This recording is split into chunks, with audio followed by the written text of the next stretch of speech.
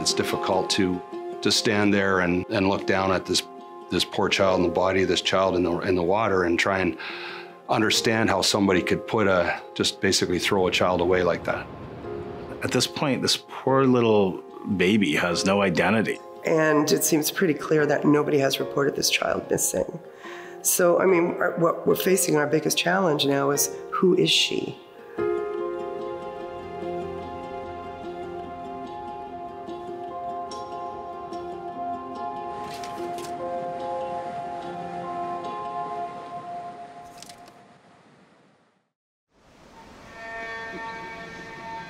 I received information about this call for service at around 1:30 in the afternoon on May 17th, 2022. I was contacted by the Haldimand Detachment through the Ontario Provincial Police, and who advised that a child's remains had been located along the southern banks of the Grand River. My main thought was I was hoping that this report had been exaggerated. And the information that had been received or the observations made by the complainant had been inaccurate. Being a parent myself, the last thing that I wanted to be involved in or to know that happened was that a child had died. I was actually driving to the west part of the province when I got the call. And before I made my call to the officers in Dunnville, I was thinking, I hope this isn't right. I hope this is a doll that's been found in the river. I made the call, and I think I may have asked that question, are we sure this is real? And I could tell in talking to Detective Constable Graham that this is real. And then my mind is going in different places. Who do we need that are experts on this case? How do we start this investigation? What do we need to do to get the answers we need and to preserve the evidence? And also reflecting on the effect that this can have on the officers responding to this call, the effect on the people that found the child, how to deliver the news to the community. The death of a child it's different. It has a lot more effect. Most officers have young children. I have kids. It's just something that you can't help but think about.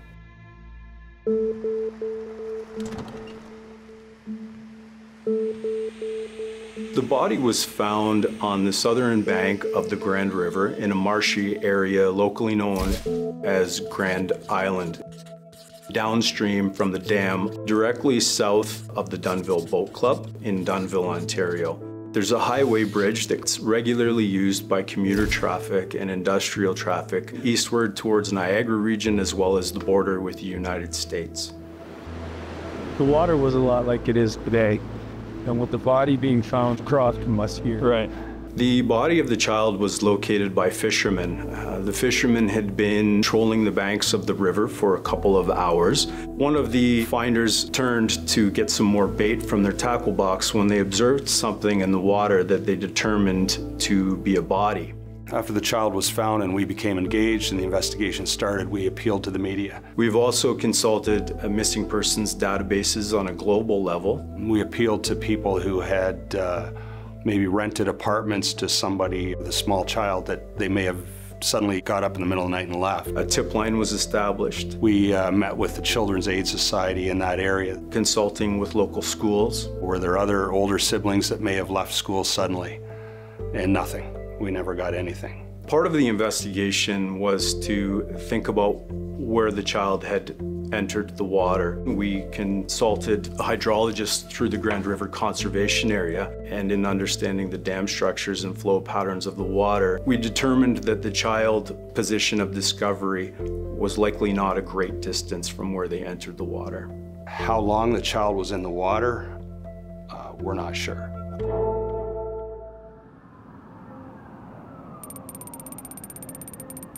The key foundation or cornerstone of forensic pathology is identification, so determining often who someone is in the context of that autopsy. Generally, bodies that are found in water may or may not show varying signs of decomposition of different types and or skeletonization. Her postmortem examination has been hampered by putrefactive decomposition changes that have occurred as a consequence of being immersed in water With the work of the forensic anthropologist, it's an ongoing task to try and determine her identity. The forensic anthropologist assists the police at scenes in recovery and removal of remains. Once the remains come back here, what the anthropologist will do is build what's called a biological profile.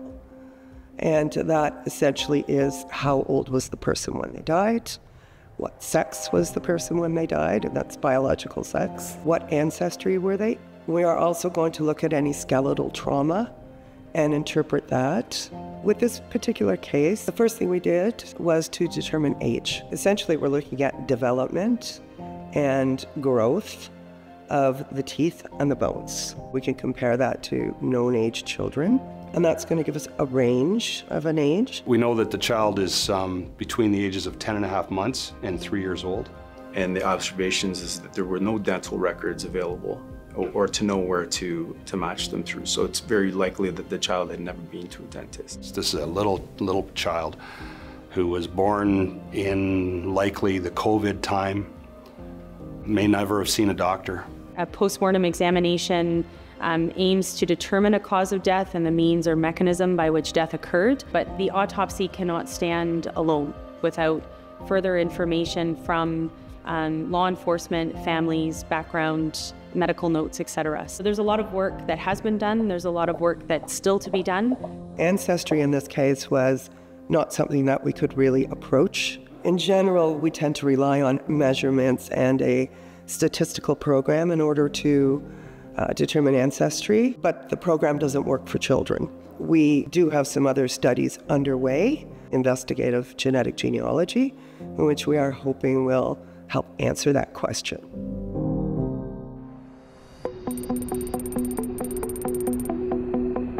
Investigative genetic genealogy is more commonly known as IgG, and IgG really starts with a DNA profile, whether that be from an unidentified remains that we have or from a suspect profile at a crime scene. And we can't use the traditional DNA profile that we are used to working with, at least not in the format that we are used to receiving it. We need a specialized DNA profile in the form of a SNP, or single nucleotide polymorphism DNA profile. And the SNP profiles are what are compatible with the profiles on these public genealogy databases. Users have the option to opt in or out to law enforcement searching in our criminal cases. And just like any other user, we can see how closely it relates to other public profiles, but we don't see the DNA profiles themselves. From what we understand from the IgG results, the child is half Chinese or Chinese southern border neighbors, as well as North African. It's important for the public to understand how we are using it responsibly, that we cannot see their DNA, and that they can really play an active role in solving a lot of these cases and getting a lot of dangerous people off of the streets and giving a name to the nameless, such as in this case.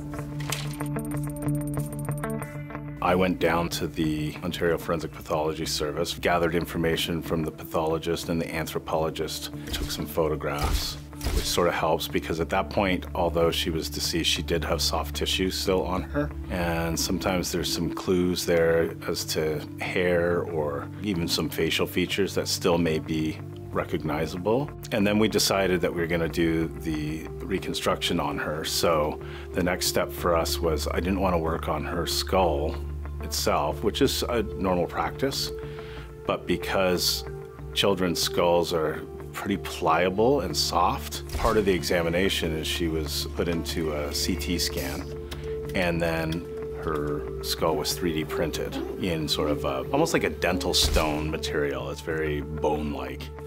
It's sort of, the skull offers a framework for the soft tissue, so positions of eyes and position of nose and mouth. And then I put tissue depth markers on the skull that help guide me so that I don't put too much tissue on her. And then I started working with the clay on top of that. One of the things I actually love about my job is that we take all this science-based knowledge that's coming from very, very smart, inquisitive doctors, generally, giving us information, and then we add a little bit of art to it because if you had a computer generate a super realistic version of this little girl, as opposed to art that gives a little bit of leeway so that if the story is ringing true to somebody where they might be something about, oh, this could be this person. Do you remember those people who live near us? And the face kind of looks like their little one. And then they can accept sort of an artistic version, whether it's clay or a drawing. So I think that's where the art is really helpful. It's a little bit of pressure because you definitely need to use some artistic liberties. Those are kind of challenges, some of those small things, you know, like hairstyles and that kind of stuff. It can really change someone's appearance. And because of her ancestry, or sort of what we believe her ancestry to be, choosing an eye color can be a challenge as well. With the IGG and the results and with media exposure to this story, we're hopeful that we do get the tip. We get a tip that somebody out there knows who the parents are, the guardians.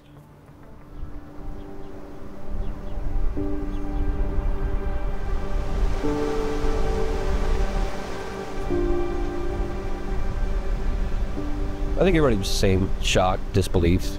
It's a small town, small, close-knit town, and a lot of people have children up here. In a quiet town like this, you don't usually hear stuff like this happening. I know the impact on Dunnville's been significant. All my years of being on the OPP and being in CIB and traveling the province, I know that deaths and homicides affect communities. This seems different. I first heard about her, I stopped at a restaurant in town here, and I ran into the fisherman that found the body. And you could tell he was upset. It's just hard to imagine somebody could do something like this. Having investigated the deaths of children before, most of those are fairly quiet. This is different. This is a public death of a child, and the outpouring of grief and support for the police and support for this child is nice to see, and I think the reaction to Dunnville would be the same anywhere we go. The whole situation just bothered me, because I have children of my own, and I figured I wanted to do something.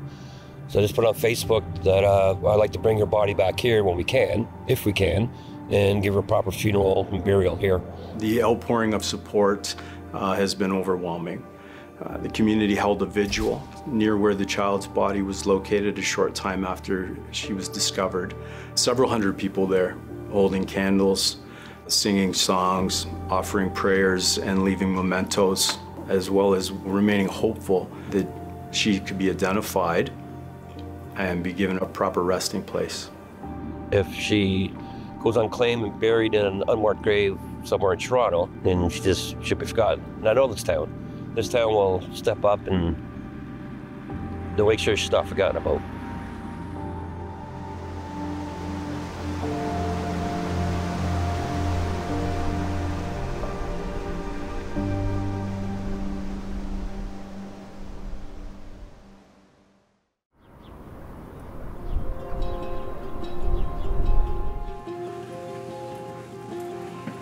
I went with some color when I finished her.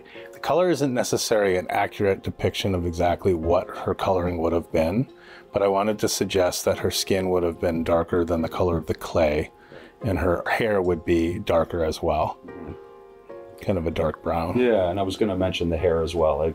Obviously, you're just taking a more of a guess, right? Yeah. It's like we know the length of the hair, or parts of the hair. We had some hair that we could see length and color. So the style of the hair is certainly more of like an educated guess. Well, thank you very much, Duncan. My pleasure, Sean. As the forensic pathologist and working with my forensic anthropology colleagues and the Ontario Provincial Police, it has been entrusted upon us to tell her complete story with regards to the findings, the investigation, and hopefully once her identity is known, learning more about her life story. There could be a number of different reasons why this child was placed in the water, and we want to know why. I can't imagine it's a good feeling to have and to walk around every day knowing what you've done. I think that coming forward might help with that and bring some peace to this child. And we've said it before, but we want to give this child her name back.